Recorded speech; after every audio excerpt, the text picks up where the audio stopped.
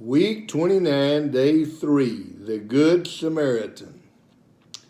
A Jewish man was traveling on a trip from Jerusalem to Jericho, and he was attacked by bandits. They stripped him of his clothes, beat him up, and left him half dead beside the road. By chance, a priest came along. But when he saw the man lying there, he crossed to the other side of the road and passed him by. A temple assistant walked over and looked at him lying there, but he also passed by on the other side. Then a despised Samaritan came along, and when he saw the man, he felt compassion for him. Going over to him, the Samaritan soothed his wounds with olive oil and wine and bandaged them. Then he put the man on his own donkey and took him to an inn where he took care of him. The next day, he handed the innkeeper 2 silver coins, telling him, "Take care of this man. If his bill runs higher than this, I'll pay you the next time I'm here." Now, which of these 3 would you say was a neighbor to the man who was attacked by bandits? Jesus asked. The man replied, "The man who showed him mercy."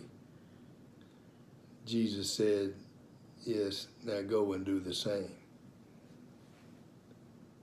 Change that to the good Asian.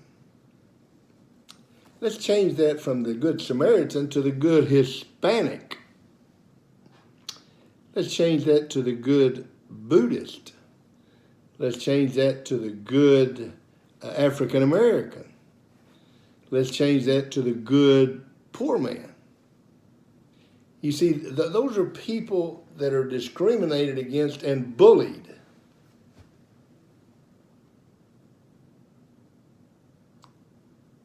Now, which one are you? Are you the priest that comes up and says, "Well, I don't want to get my hands dirty with it. I'm going to move on"? Or the temple assistant that comes along and says, "I got to hurry up. I got to get to church. I want to be religious. I got to get to church. If I help this guy, I'll be late for church." Are you the Samaritan? There's several things you need to think about this Samaritan.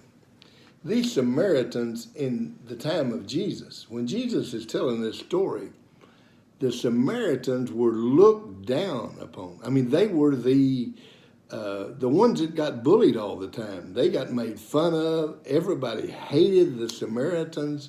You never let your daughter marry a Samaritan. You never let your daughter go with a Samaritan. They were beneath the Jewish people. They were below, way below.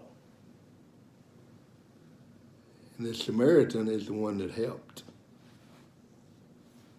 What about in the bullying? And we talk about this.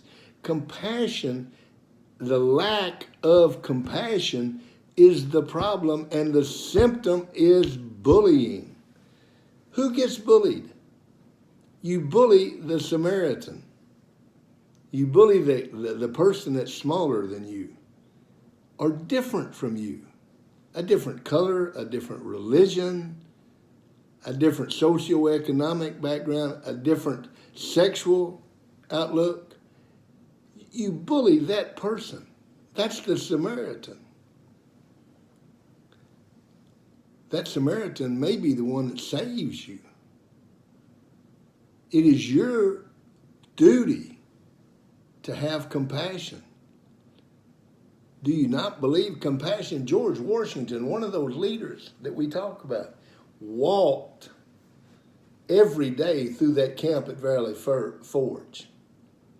He wanted to meet and greet and talk to the soldiers. He wanted to have compassion.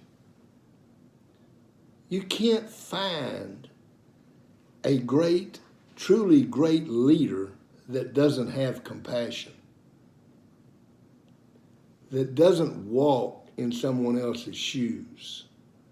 The Martin Luther Kings, the Indira Gandhis, Helen Keller, all of these people were compassionate people. You want to really be great? You want to have greatness?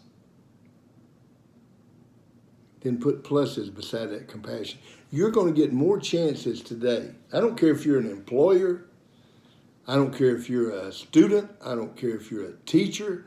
I don't care if you're what position you're in. You're going to have more chances to display the quality of compassion than any other quality that you're going to have. Display compassion today. Put a plus beside your name. Amen?